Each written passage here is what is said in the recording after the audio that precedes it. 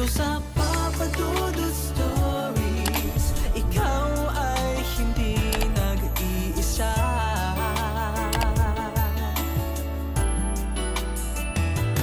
Dito sa Papa Dudut Stories, may nagmamahal sa'yo. Papa Dudut Stories. Papa Dear Dudut Papa Dudut, sa lahat po ng mga nakatutok ngayon, huwag pong kalimutan mag-like, mag-share at mag-subscribe. Maraming salamat po sa inyong lahat.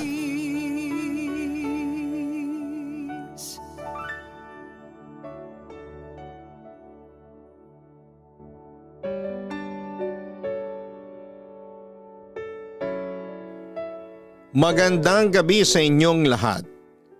Tawagin niyo na lamang po ako sa pangalang Lynn. Tubong Maragondon sa Cavite pero kasalukuyan kaming nakatira dito sa Taguig City. Silent listener mo ako sa radyo since 2017 at nakasubscribe ako sa iyong YouTube channel since 2023.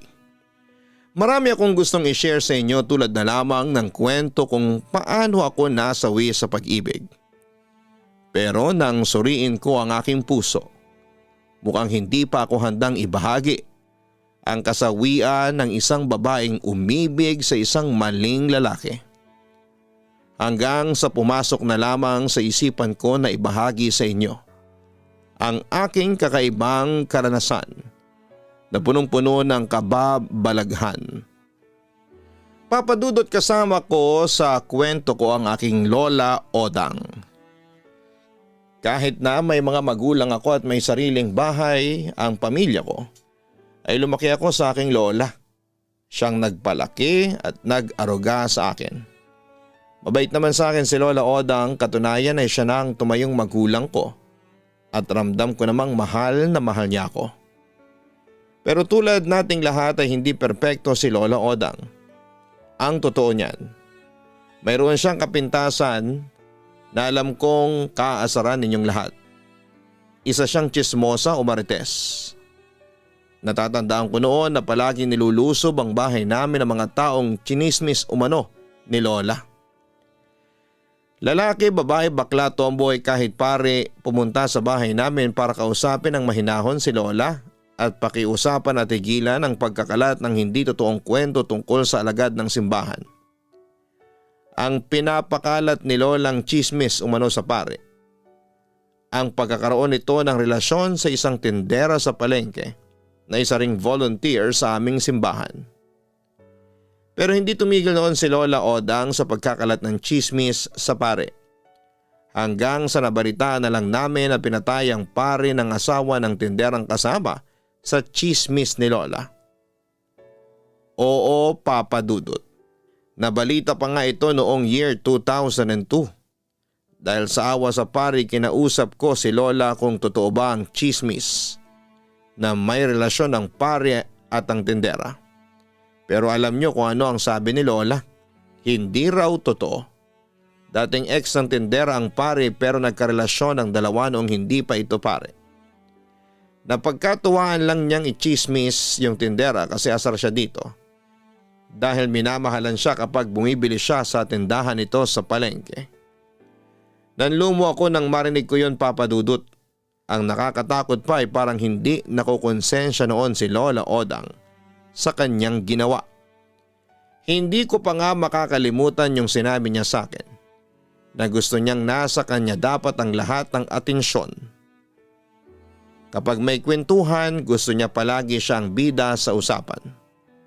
Yung tipong siya ang exclusive source ng chismis sa buong barangay namin. Dahil sa ugaling yun ni Lola, marami tuloy ang nagagalit sa kanya, Papa Dudut. At sa kasamaang palad, pati ako ay nadadamay na. Pero isang pangyayari ang tila nagpatigil kay Lola Odang na maging chismosa. Ganito ang nangyari. May bagong lipat sa lugar namin, mag-asawa, bata pa. Siguro ay nasa edad 20 pataas. Ang nabalitaan ko ay bagong kasalang. maganda yung babae na itago na lang natin sa pangalang Lucy. Pero etong mag-asawa ay tahimik lang. Ngumingiti lang sa amin pero hindi nakikipag-usap sa mga kapitbahay nila. Lalo na kay Lola. Hanggang sa isang araw, narinig ko na lang kay Lola na naiinis siya kay Lucy. Kesyo suplada daw. Akala mo raw kung sinong maganda. Dahil sa inis ni Lola Odang, iniirapan niya ito sa tuwing nagkakasalubong sila ni Lucy. Buti na lang at mabait itong si Lucy at hindi na pinapatulan si Lola. Pero isang araw ay nabalitaan ko na lamang na chinichismis ni Lola si Lucy. Na kesyo may kabit na lalaki daw ito at pinapapasok sa bahay habang nasa trabaho ang asawa nito. Nung una sinita ko si Lola na huwag nang magpakalat ng hindi totoong kwento tungkol kay Lucy. Pero minsan nakita ko nga si Lucy na may pinapapasok na lalaki sa kanilang bahay. Pero hindi ko na yon pinansin pa kasi buhay nila yon at ayokong makialam. Hanggang sa dumating ang araw na bigla na lang namin narinig ang mga away at pagsisigaw ni na Lucy at asawa niya. Binubugbog ng lalaki si Lucy pero nagimbal kami nang makarinig kami ng putok ng baril. Natakot noon si Lola kasi baka siya ang isunod ng asawa ni Lucy. Pero hindi yon nangyari at sa halip ay tumakas lang ang lalaki. Kinabukasan kumpirmado ngang pinatay si Lucy at nakitang bangkay niya natadtad ng saksak. At hindi pa nakontento, binaril pa ito sa ulo. Tapos nabalitaan din namin na pinaghahanap na yung asawa ni Lucy dahil suspect din ito sa pagpatay sa isa pang lalaki na pinaghihinala ang kalaguyo ni Lucy. Nahuli naman ang lalaki kinalaunan. Ngunit nang mag-imbestiga ang mga pulis, nadawit noon ang pangalan ni Lola Odang dahil siyang tinuturo ng lalaki na source ng chismis. Pinanindigan ni Lola ang ipinakalat niyang kwento pero papadudot nanlumo ako nang malamang ko mula sa kanya na hindi pala totoo ang chismis na may kalaguyo si Lucy. At lumabas din sa investigasyon na hindi pala talaga kalaguyo ni Lucy ang lalaking pinatay dahil magpinsan pala ang mga ito. Dahil sa nangyari, naging masama na ang tingin ng lahat kay Lola Odang. Kaya nagpasya na rin ang lola ko noon na tumigil na sa paggawa ng hindi totoong kwento.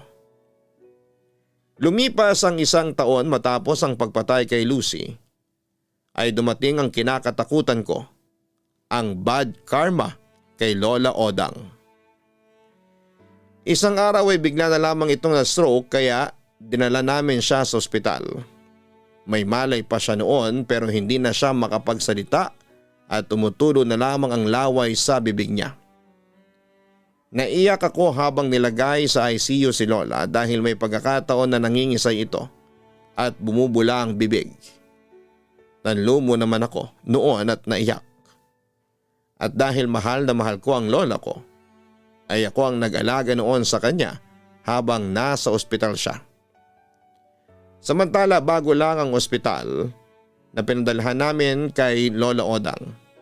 Nang mga panahon na ito ay siguro yung mga 5 taon pa lamang na nakatayo ang ospital kaya naman medyo bago-bago pa ito. Pero kahit gaano kabago ang ospital, hindi pa rin talaga may iwasan na may mangyaring kababalaghan sa loob nito. Sa 6th floor ng ospital na confine si Lola Odang. Para mas ma-imagine ninyo ang setup ng buong floor.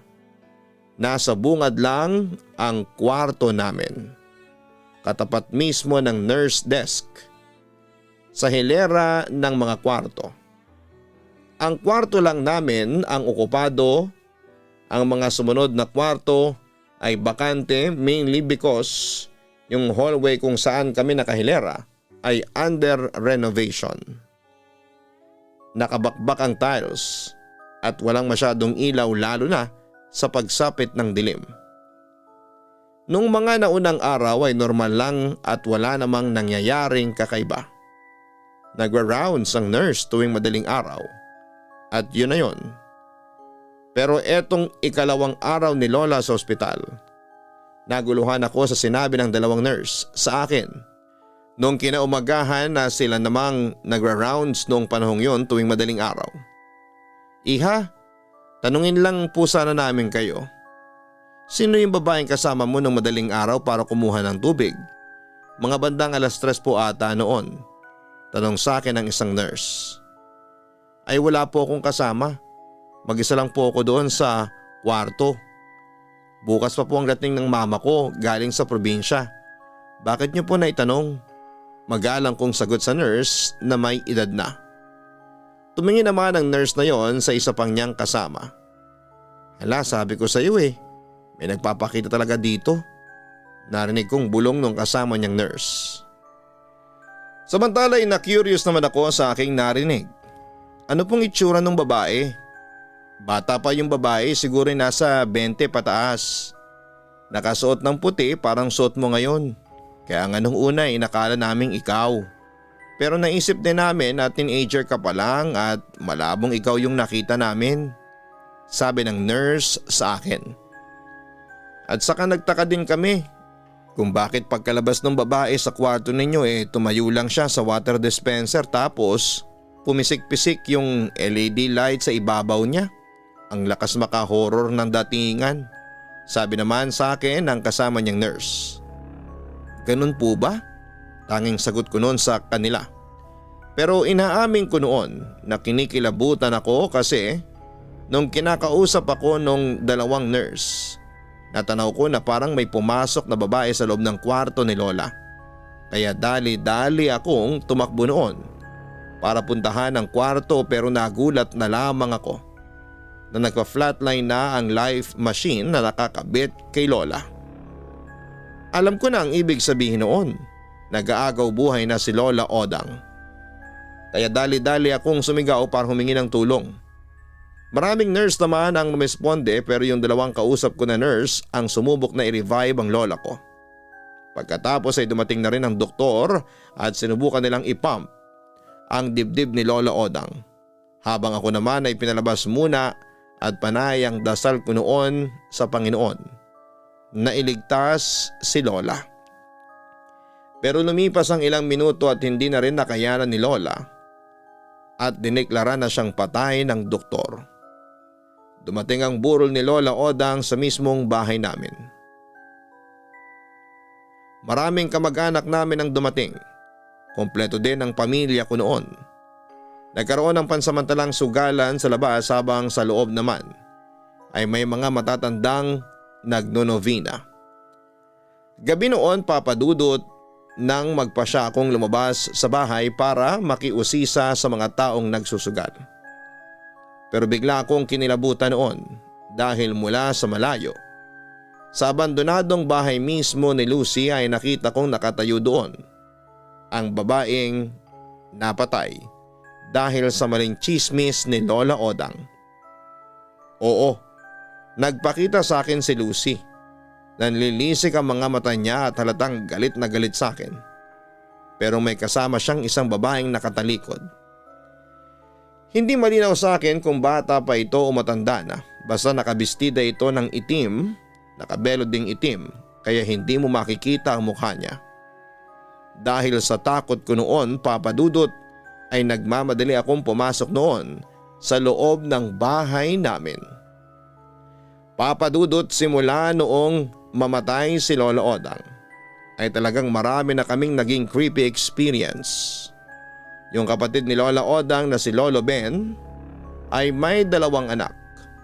Nasa kaedarang ko lang yung panganay at yung bunso naman ay mga nasa 6 years old lang nang umuwi sila dito. Nasa edad 40 naman ang asawa noon ni Lolo Ben. Yung 6 years old na anak ni Lolo Ben na tiyuhin ko kung tutusin ay lagi naming nakikitang may kausap lalo na malapit sa hagdan. Dahil doon ay naglakas loob na akong tanungin ng bata kung ano ba ang nakikita niya na hindi namin nakikita. Babae po, sabi po niya, pinatay siya ni Tita Odang. Sagot sa akin ng bata kong tiyuhin.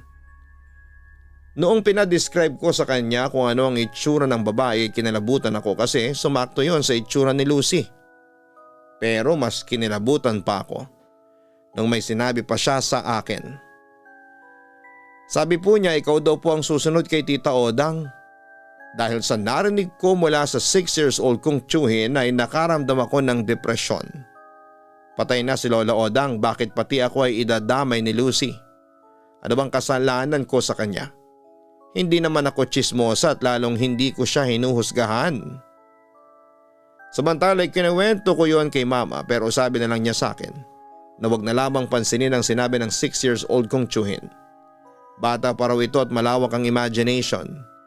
Pero kung di ba yon totoo, paano niya na-describe ang itsura ni Lucy? Pero sa ikakatahimik ng buhay ko, nagpasya na lamang akong mag-move on at tinintay hanggang sa ilibing na si Lola Odang sa ika-5 araw simula nang siya ay mamatay. Nung pag-uwi ng bahay galing cemetery ay napatawag kami ng magdadasal para sa kakatahimik ng kaluluwa ni Lola Odang. Nilagay ang mga santo sa harap ng hagdan at doon din kami nagpwesto sa may harap ng hagdanan upang makisali sa dasal na gaganapin. Dahil nasa Japan ang bunso ni Lola Odang, si Tita Jory, ay kumukuha sila ng litrato at sinesend ito sa group chat namin na magpapamilya nang sa gayon ay makita noong taga-Japan ang mga kaganapan sa amin. Wala namang kaming kakaibang naramdaman noong padasal at maayos naman po itong natapos. Ngunit nagimbal kaming lahat noong i-resend ng bunso nila mami ang litratong pinadala sa kanya na nakafocus na sa iisang tao.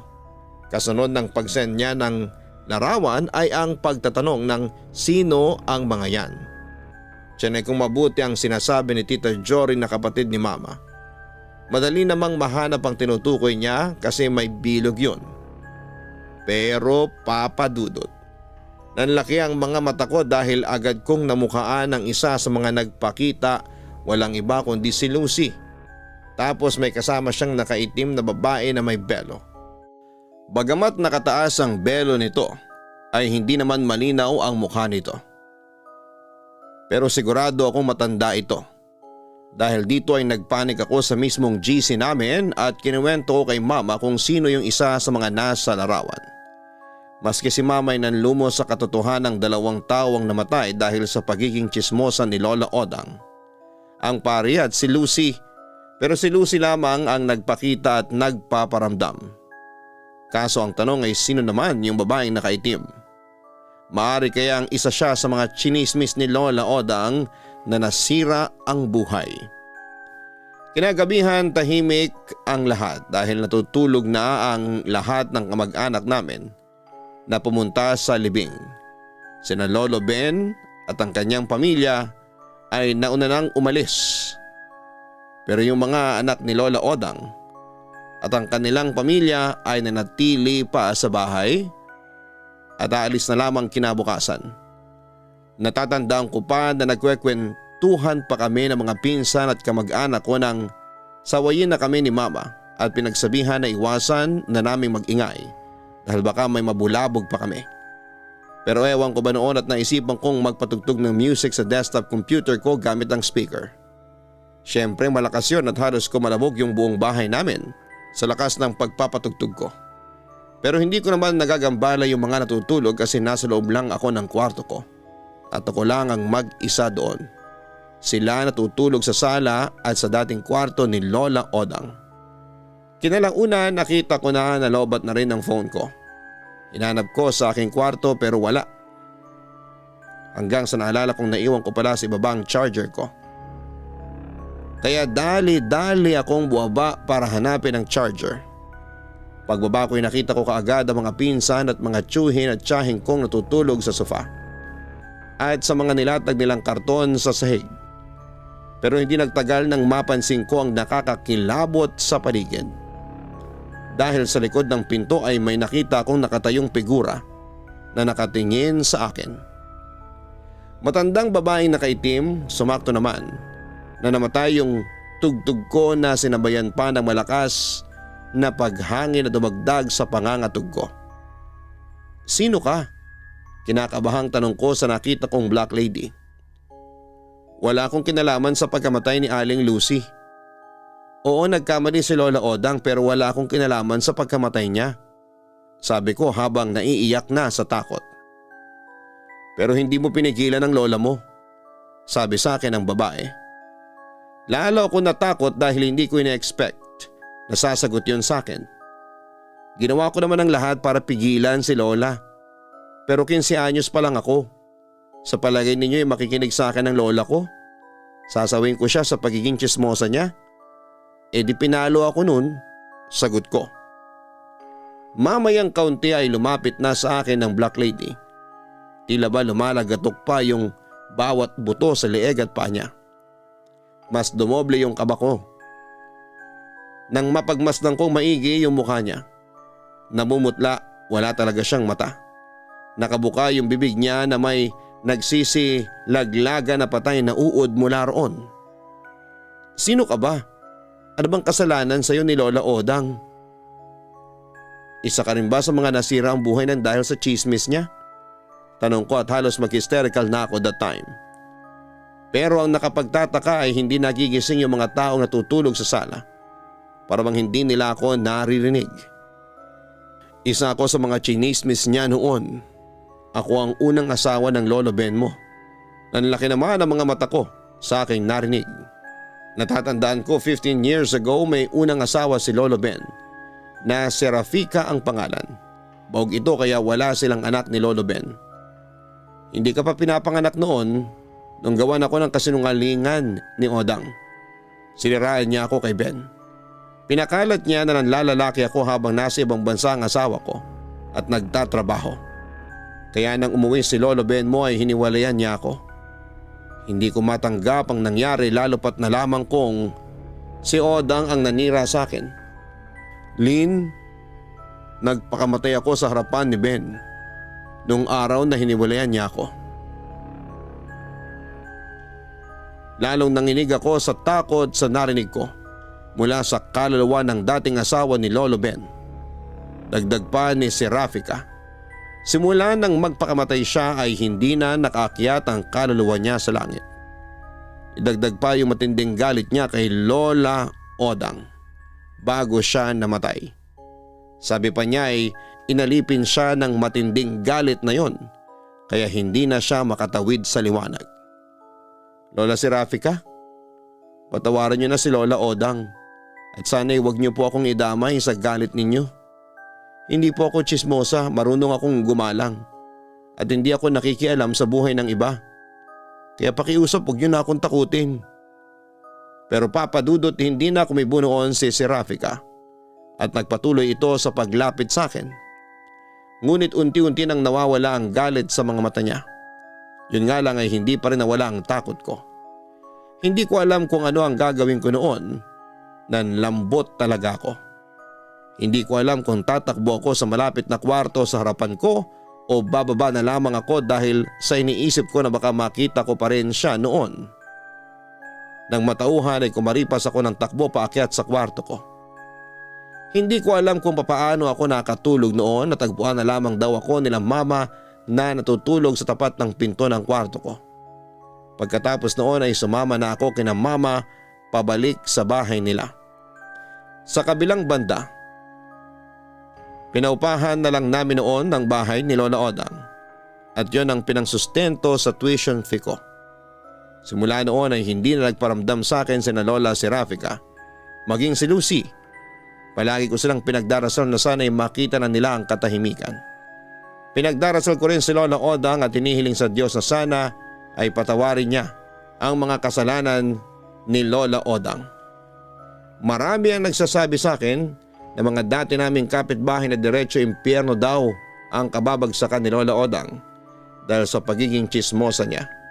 Pero hindi pa rin ako nawawala ng pag-asa na mapapatawad ng Diyos ang lola ko. Gaano man kagrabe ang kasalanan nito.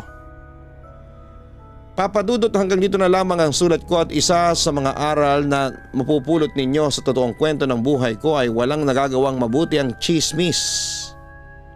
Paninira sa iyong kapwa at ang mga mema. Huwag maging tsismosa dahil maaaring makasira ka ng buhay ng iba. Muling maraming salamat po at magandang gabi sa inyong lahat. Lubos na gumagalang, Lynn. Maraming salamat sa iyo sa pagbabahagi mo ng iyong tunay na kwento sa aming programa. Tama ka. Walang magagawang mabuti ang paninira natin sa ating kapwa, lalo na yung paggawa ng kwentong hindi naman totoo. At kung totoo man, huwag tayong makialam sa pribadong buhay ng iba. Dahil tingnan ninyo ang nangyari sa buhay ni Lynn. Maraming buhay ang nasira dahil sa pagiging tsismosa ni Lola Odang. 3 tao ang namatay. Yung pare si Lucy at si Lola Serafica. Lahat ng yon dahil sa pagiging tsismosa ni Lola Odang. Samantala, naging target ka na ba ng tsismis? Lahat ay naging biktima ng tsismis dahil likas sa karamihan na nagsasalita ng masama laban sa ibang tao. Kahit pa hindi direktang ikaw ang pinagtutungkulan, ang resulta pa rin ng gossip ay laging nakakasakit at nakakawala ng tiwala. Mas lalo pang lumala dahil sa hatak ng social media na mas mabilis pang kumalat ang tsismis sa buong mundo o sa trending na issue. Anong gagawin kapag pinag-usapan ka ng ibang tao? Hindi mo na lang ba papansinin o haharapin mo kung sino ang nagkakalat ng maling balita tungkol sa iyo? Ang pinakamabisang solusyon ay patayin ang tsismis. Hindi kailangan magpaliwanag kung hindi mo gusto. Sapat nang narinig ang sinabi ng iba tungkol sa iyo. Kung may katotohanan ng balita, pwedeng sumagot ng oo. Pero hindi kailangan magsalita pa. Ang maganda ay tawanan na lamang ang tsismis. Ano ngayon kung may sabihin ng ibang tao? Mahalaga ba ang opinyon nila? Habang tinatawanan lang ang tsismis, mapapagod at maboboring din ang mga yan. At maghahanap ng ibang taong mabibiktima para mapag-usapan. Meron ding mga batas na sumasaklaw sa pagkakalat ng hindi totoong kwento. Nariyan ang libel, slander at iba pa. Kung ikaw ay biktima ng isang tsismis, maaari kang kumonsulta sa isang abogado at sampahan ng kaso ang mga taong involved sa pagkakalat ng tsismis laban sa iyo. Tandaan mo, reputasyon mo na ang nakasalalay dito, kaya huwag kang matakot na lumaban sa mga taong tsismoso at tsismosa. Hanapin ang Kaistorya Horror YouTube channel at mag-subscribe. Ganon din sa Gian Gianna Vlogs. Maraming salamat po sa inyong lahat.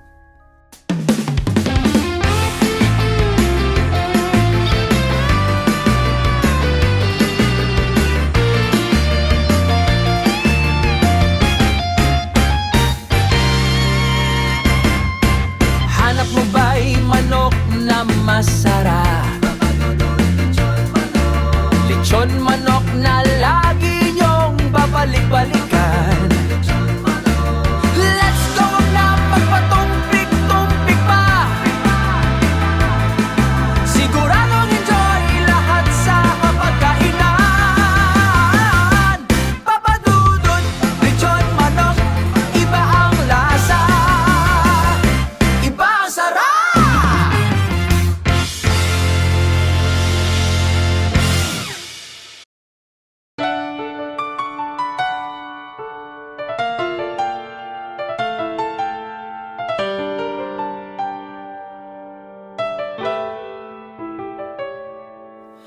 Ang buhay ay mahiwaga, laging may lungkot at saya. Sa Papa Dudut Stories, laging may karamay ka.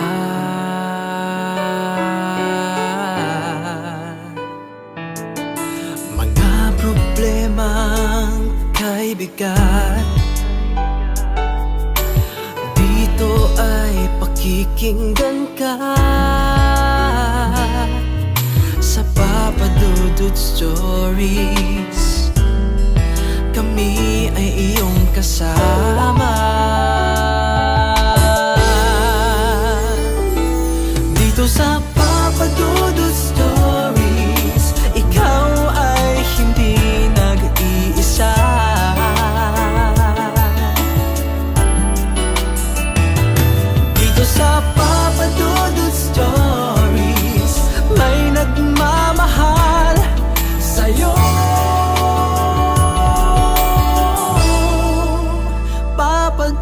Stories.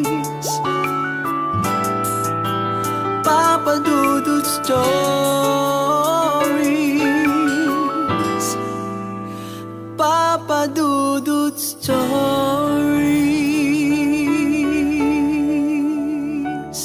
Hello mga ka-online, ako po ang inyong si Papa Dudut. Huwag kalimutan na mag-like, mag-share at mag-subscribe. Pindutin ang notification bell para mas maraming video ang mapanood ninyo.